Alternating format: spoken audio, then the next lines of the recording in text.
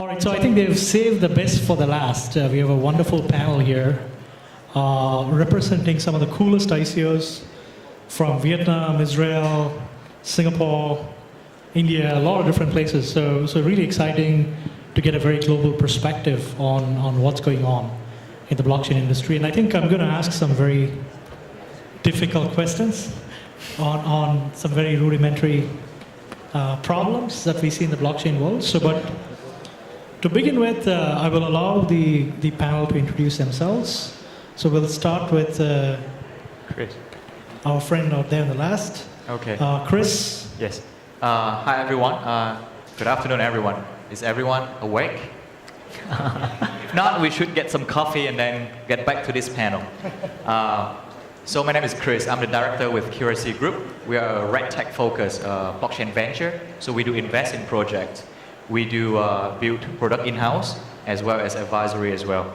It's a very good honor to be here today. And so I'm coming from Vietnam, and our initiative is around Southeast Asia as well.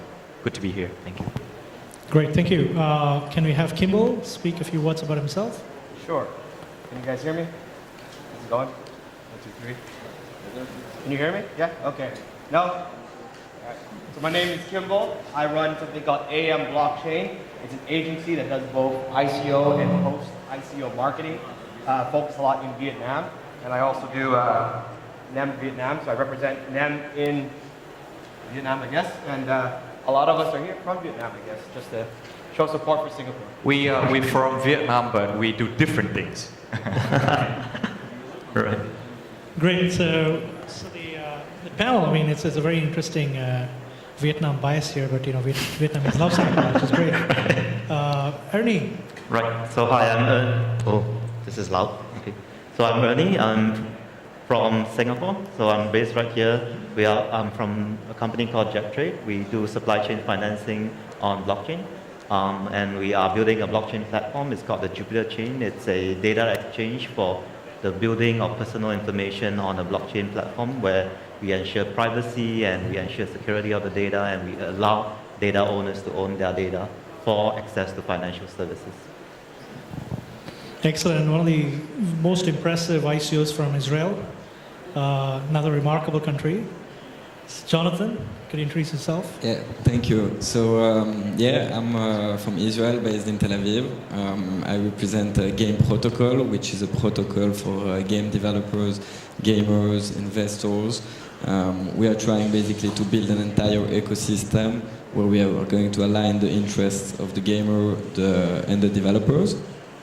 And we are using the blockchain and the crypto space in order to empower this community. So we really see ourselves as a gateway for game developers and gamers into this industry. Gaming and the gaming community is a huge community, and we would love to have all those people to join this industry and to really adopt and use the blockchain on a daily basis. So that's our vision. Excellent. So as you guys know, this is not a gay party. I mean, we have one lady on the panel, so it doesn't look like like a typical blockchain event where women are underrepresented. So I'm happy that there are more women coming to this event. It's very important for women to represent the blockchain industry. We have somebody speaking, Nikita is speaking tomorrow on women in blockchain. I think it's very, very important, critical to have more women being present here at these events, because women bring about a completely different perspective on things. And they're also the more evolved species.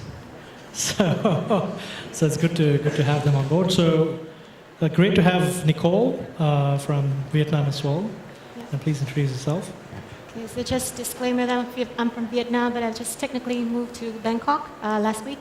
So yes, I'm kind of all around the region doing community building and consulting.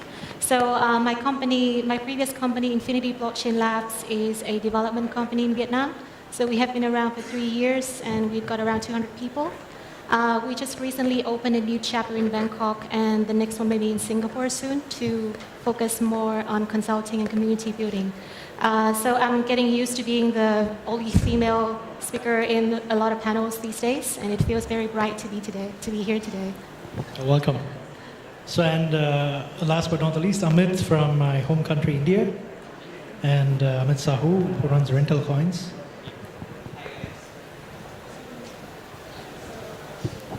Hi guys. So I am Amit. I am from Rental Coins. We are based out of Bangalore in India, as well as our head office is in US. So we are an asset-backed token securities providers. With the asset-backed means the vehicles for us, because our baby platforms are DriveZ, which is a vehicle sharing platform, and I had marketing in that. So, and I'm your moderator, Karthik Iyer. You know, I did one of the first ICOs in most parts of the world, Singapore, Canada, India, Wondex. So I've seen the space for many, many years. 40 ICOs, $480 million raised. Glad to be part of this event. I did their first event in India way back in 2017, so I'm glad to be back here moderating you gentlemen and lady today. So the questions would typically be very fundamental, but very important questions. And the first one would be, each of you can spend a couple of minutes talking about it. Is blockchain beyond the hype? Gartner publishes this thing called a hype cycle, which says that everything goes via hype, and then it becomes productive after many, many years. So I'm part of the P2P Foundation. I'm an India ambassador for the P2P Foundation, the only place where Satoshi Nakamoto has a web page. I've seen this evolve over the last 8-9 years. And, every year I go, the mania becomes bigger and bigger and bigger. Do you really feel that blockchain is productive? Is there a live use case for the blockchain? So let's start with you, Chris. I think, let's start with, is blockchain really overhyped? I think it is in some of the markets, and I think it's really driven by the hearts of crypto, for sure. It's not only because of the blockchain and the potential of the technology itself, but right now it's more involving and around the cryptocurrency. Then, speaking of country-wise, I have seen some countries that are very blockchain-driven at the moment, like Estonia, like Malta, but some other country, it's still a little bit of crypto-driven, I would say. So KIMBLE, how is it in Vietnam? I mean, do you think that it's a big hype in Vietnam right now? Or do you think there are people are actually using the blockchain to do something useful, meaningful? So Vietnam is pretty hot now in the crypto space, in the sense for the trading side for sure. We actually work on the blockchain side quite a lot, not just on the crypto side. So we make a very clear distinction. Crypto is just one application of blockchain. So to me, there's a hype around the crypto side, but then there's also a genuine interest on the blockchain side, which does have real world applications in advertising, healthcare, logistics, supply chain. And what I think is going to happen in the future is the way I see the market here, or the overall industry. When you first get started, it's called the honeymoon graph. Have you guys seen that? When you first go out, right, you're not sure, you're trying to figure it out, it's kind of geeky. Then you get really excited, and it's like your honeymoon phase, right? You get together, super hyped up, and then reality sets in. Maybe, I'm not sure if I want to be with this person for long term. We're kind of like downward a little bit, right? Where there's a little bit of a crash. But at that point, you kind of come up, and if you survive, you come up to a stable relationship long run. We're at that sector, what I believe, is that mature professionals from the finance, from logistics, from advertising, and from those technical guys who understand the merits of it, combining it together to create it into a long-term sustainable business model and adoption. I think in Vietnam it is changing because guys like us are actually doing a lot of education with the government, and we're seeing it in many countries as well as we go out to support other economies and other businesses. So Ernie, what is your take on blockchain going forward? I mean, do you think there'd be use cases everywhere? Like everybody would integrate blockchain. It'll become like the internet. It'll become invisible. Mm-hmm. So I totally agree that use cases are the way to go.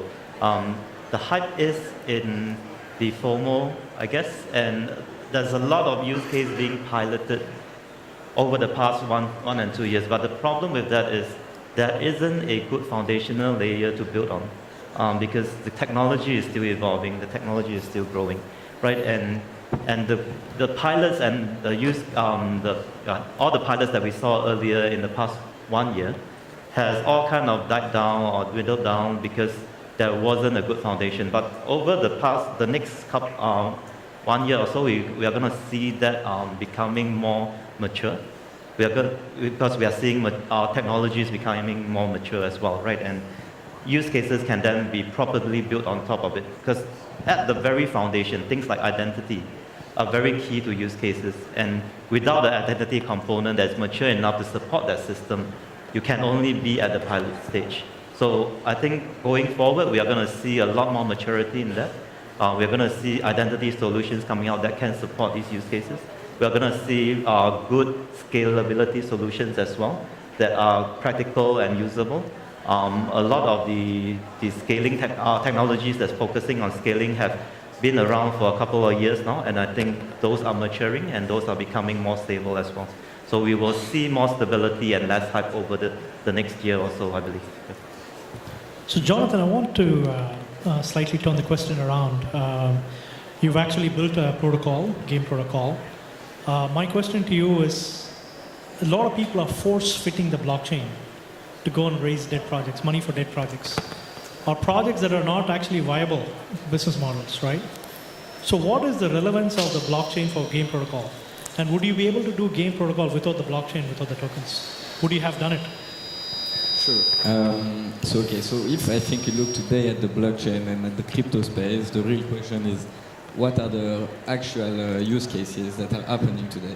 So when I ask you what are the use cases, what do you have in mind right now, which is really happening and is live? So a lot of people are doing proof of concepts, right? So, but there are some real use cases like check clearing, intra-bank check clearing, where nobody wants to give access to data, but they want to put it on the blockchain, so it's common. And then, of course, there is provenance tracking. You know, I did SEDEX from Israel, an ICO from Israel, which I advised, and they're tracking diamonds. Yeah, but I'm talking about like really use cases that have reached like a massive adoption point. When you look at like use cases that have really reached a massive adoption point today, one of them I think is fundraising. We have seen so many ICOs last year. We've seen so many businesses going and using actually the issuance of a token to raise money. That's a real use case which is being used every day. I think darknet is still like a massive use case right now. So I think today crypto is mostly either darknet or speculation. People on exchanges speculating on the value of tokens and financing businesses. I think actually those are the two huge use cases right now and the real ones that are going on every day. So what we are trying to do is basically we are not building any darknet products. So we went for the speculation and the fundraising part. And what we are trying to do is basically bring those elements to the gaming industry. The gaming industry is a massive industry which has a massive community, and we are trying to get those guys on board. Just like you have people today speculating on tokens and speculating on the future application, because I think, in my view today, most of the people are speculating on future applications and future use of the blockchain. It reminds me a bit of the 2000, internet bubble. Everybody knew that the internet was going to be something big. Everybody knew that it was going to be powerful. You had people going and doing IPOs and raising hundreds of millions of dollars to build the e-commerce platform. The main issue was that the people didn't even have a credit card. So you had someone building an e-commerce platform, but people were not even using it because nobody has a credit card to use it. So I think it's very similar. We are seeing something very similar today in the blockchain and in the crypto space. You have people going and raising money, but no real, the population out there is not yet there.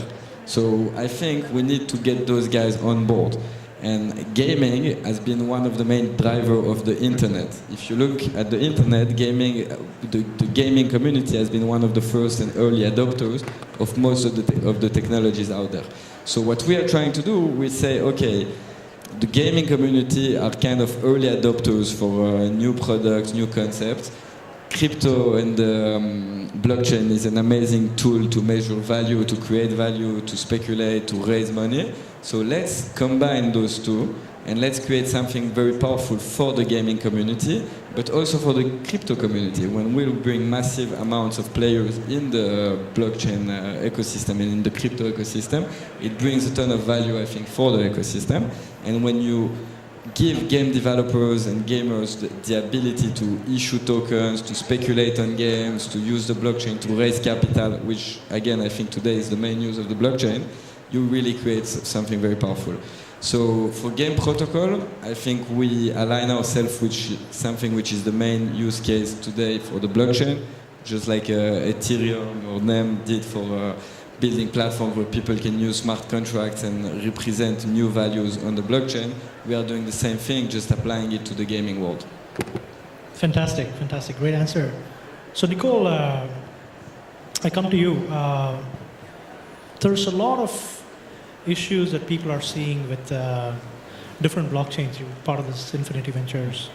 So what would you, when somebody comes to you, as a potential partner for development, so all these different protocols, there's the ERC20 standard, there's a NEM, and all these really cool EOS and all that stuff, right? So what are people using right now? I mean, how does Metcalfe's law, which basically states that the value of the network is the number of people connected to the network. So more people use a protocol, the value of the protocol goes up. Mm-hmm. So ERC20 is still the big standard, but there are other good protocols like EOS, there is NEM, which are excellent protocols. You don't have to pay the gas price.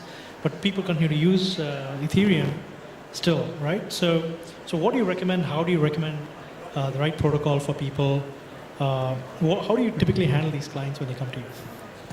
Okay, I think that's a very difficult question. I mean, I'm not quite sure if I can really, try to answer that, but I'll try my best. But maybe before going to that part, I think I would like to echo my, my fellow panelists' perspective. Maybe my point is a bit different than other panelists here. I think, to be honest, at the moment with blockchain, the perfect use case is still cryptocurrency. And still blockchain has, let's say, outright value in, straightforward business models, such as with gaming, such as with entertainment, social media, where, this kind of model like pay per view or pay as you go, the model where you can really see the values of cryptocurrency as a payment instrument, that's where I think that we can see the benefit of blockchain. Other than that, with all the other models and all the other applications, still we are struggling to find or define the business model, who's going to pay what, and whether blockchain is going to deliver your business requirements, transactions per second, stability, network, robustness of the system, a lot of things to take into consideration. So if someone comes to me and asks me about this, I think the very first question would not be about which protocol to use, but whether are you serious about blockchain? Do you think that blockchain is the right solution to your problem? Because a lot of people mistake blockchain as the key to everything, technology. But then at the end of the day, of course, there are a lot of other adjacent solutions that might deliver the same thing, but at the same time, the conversion costs and the integration costs is much lower. So I would say that I think we would need to come back to the very basics about the fundamentals of the business, the requirements, how blockchain is going to fit in. And as I mentioned, as long as we are clear about the business model and about business requirements, that's where you can really make a decision on which protocol you are using. And I'm pretty sure that there are both industry-specific protocols, or there are also certain protocols which work well for different models in different industries. And it's going to be biased for me just to say which protocol works best. But I think at the end of the day, it's going to come back to the very basic question of any business about the business requirements and which solution fits best. And also it depends on the stage of your product as well. Because basically with different types of product, different maturity of the market, that you have to choose different stage and different transition speed from, let's say, from a non-blockchain to a blockchain system, for instance, or from one protocol to another. And this world is changing so fast, and blockchain's world is changing even twice as fast. So I would say that we will have more protocols later on, but I would definitely recommend that we need to solve the very basic infrastructure products and solutions before we get to the next stage of blockchain development. Excellent answer. So with rental coins, the project you're doing, right? Yeah. Why did you choose to use the blockchain in the first place, right? I mean, the same question that I asked our friend from Israel. But why did you choose to, make it into a blockchain project? The second thing is, it's a follow-on question, is do you think that blockchain will scale? I mean, as a solution that you've actually started using now? Yeah, actually, what our problem was, which blockchain solved, was something like in India, 7% or less have vehicles of their own. And we were a vehicle sharing platform. But the aspirational level in India is very high, right? So we made this product called Just Connect earlier, which used to be a platform where you can put your vehicle and then share with others. But as the buying capacity in India is so low, so we were not getting enough supply for the demand what we are getting. So at the same time, we considered this blockchain to means why to do it in India. That was our main concern. Means let's have global investors invest in cars and bikes and invest in India, and we'll give them returns. What returns we are getting? Because the aspirational level, as you also know, everybody knows, if you don't have a vehicle till 18, you haven't driven a vehicle, haven't you thought of it, then after 18, once you get a check of salary after 21, you want to have it, but you can't buy it in India, right? So that was the main aspiration which we kicked on. And we started off this project with our Japanese investors. We raised some fund, we got our cars, bikes and all on road, and then we started sharing it, and we gave the dividends as well, and which were good. So on the longer run, until unless there's a massive wealth generation which happens in India, right? Blockchain is the only solution for us to provide assets to our community.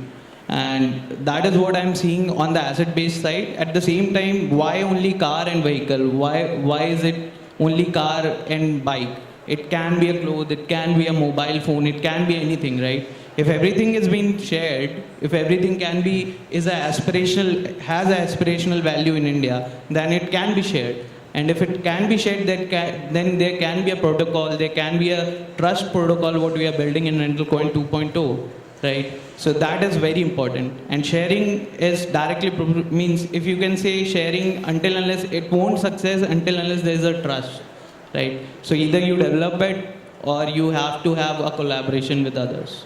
That was the main thing. So it's a good use case where you're putting trust in the blockchain so that people can share their stuff, right? I mean, because as Gandhi once said, if for every Indian to have a car, to every Indian to have a house, you have to have 2 planets, 1.4 billion people, right? So sharing is the only way to go for larger countries. Good stuff. So my second round of questions is on the troubling landscape that we're seeing, right? Countries are going through and banning ICOs, they're banning tokens outright, or they're coming up with legislations where they're discouraging banks to deal with crypto. So now $2.5 trillion is the world economy of cryptos. That's roughly 1% of the global GDP. People are predicting that it'll go to $20 trillion, which will be 1/4 of the world economy being tokenized, right? So, but what happens if all these governments come together and start banning cryptos? What will happen to these projects? What will happen to these tokens? What is the plan B? So we start with the ICO and then we go this way, right? We go the other way around. So Amit, so let's say the Indian government bans the ICO and bans all the exchanges from operating in India. What will happen to the fate of rental coins? So they actually have banned it. You know that, right? Means they have not banned it. They have not banned it, but they have said they don't have any comment on the part, and they have taken out the banking system from the exchanges and all. But anyhow, RentalCoin is safe because we are a US incorporated company, and we do raise crypto ICOs, and that too either from Japan or US. And then we do our stuff to get the money into India, right? So we are safe. But yeah, towards the ICO community in India, there was a huge ICO, means crypto community, which was building in Andhra Pradesh, which I know.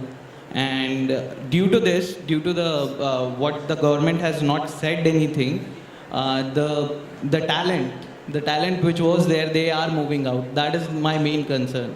And once they move out of India, then getting that particular talent back to India is very tough. It's very tough.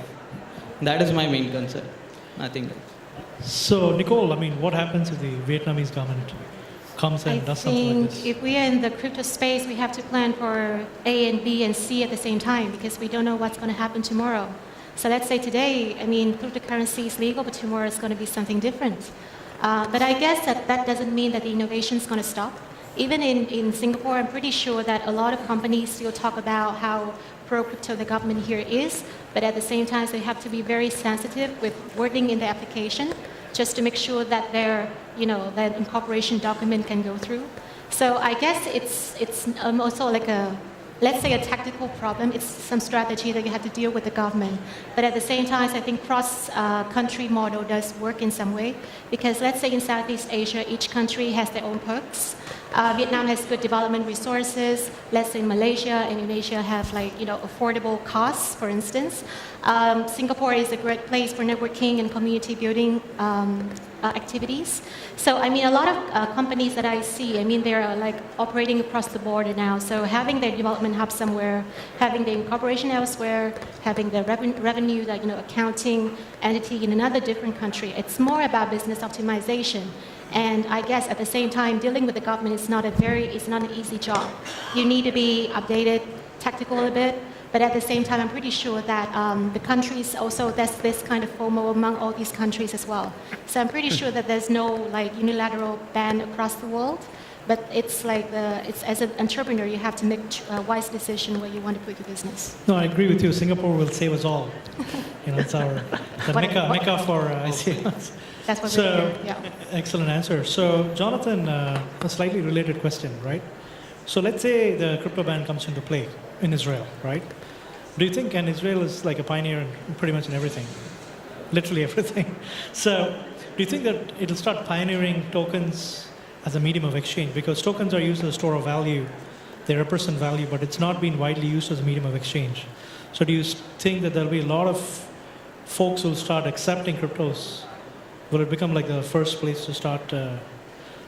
Yeah, so Israel has been driving lots of innovation in terms of technology in the cyberspace and in many different areas. So I think the government really likes to attract new kind of business models, and I think they are pretty aware of what's going on right now in the blockchain space and in the crypto space. They are looking at it very favorably. And then I'll have to agree with what she said a bit before.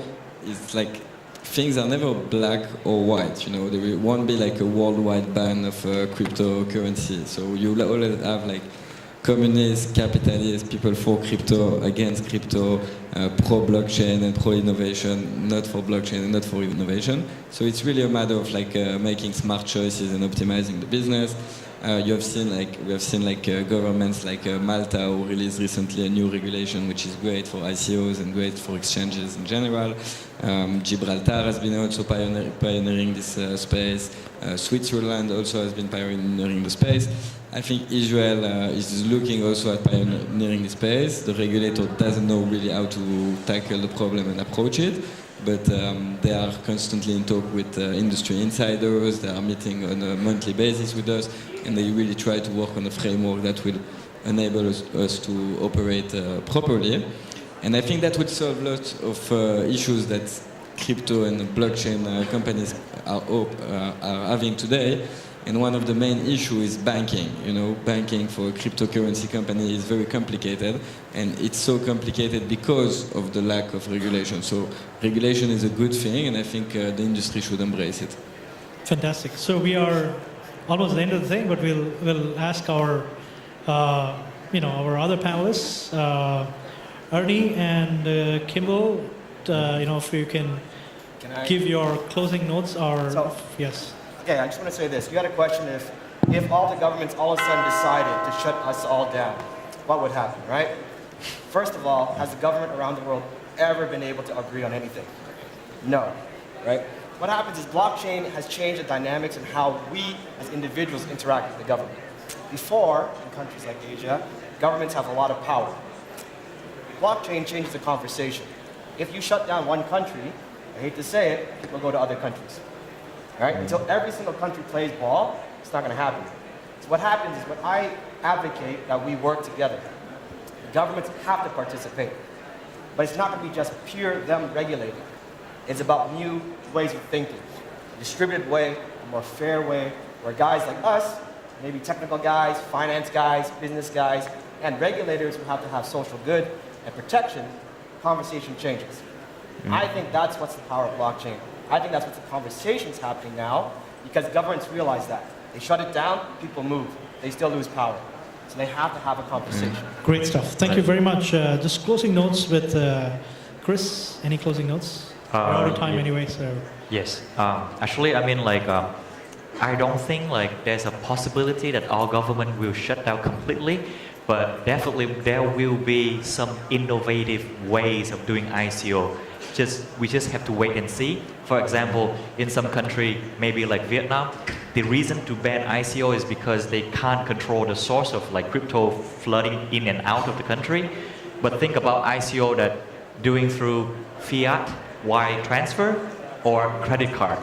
You still be able to attract funding from international, but now the government can track who did invest into their project and something like that. So I believe there would be more innovative ways of doing ICO, and probably it's going to be more, the later ones will be more compliant than the previous one. That's for sure. Can I just add to that from the Do you think that, from the Singaporean point of view? Yes, I would love to know your Singaporean point of view. I think the Singapore government is doing a nice job in a way because they are really thinking from the point of doing what is needed, right? And they are taking a lighter approach right now and observing the situation. They are making moves to ensure there is enough regulation without over-regulating as well. So that's the Singapore stance right now, and I think that's a very good stance in a way. And it's kind of ensuring that there is enough control without over-controlling. Right, so, and from the ICOs that are based in Singapore, being one of them as well, we are also making steps to make sure that we are doing what is right and what we think should be done, and we do it properly. Yep. Well, this is something that I've seen in Singapore, that there's a lot of ethics and values in the society as a whole. Yep. That the ICOs that are coming out are of very high caliber. And I think I agree, kudos to MAS for not cutting the head off the golden egg laying chicken, right? They're very practical, they're very progressive, so it's truly a remarkable country to be doing this, and we're very happy that we are. I keep coming back because of that, right? So and that's why so many ICOs are coming to Singapore as well. Exactly, it's a great place for ICOs. Thank you very much, gentlemen. Thank you very much, everybody, for listening to us. Thank you.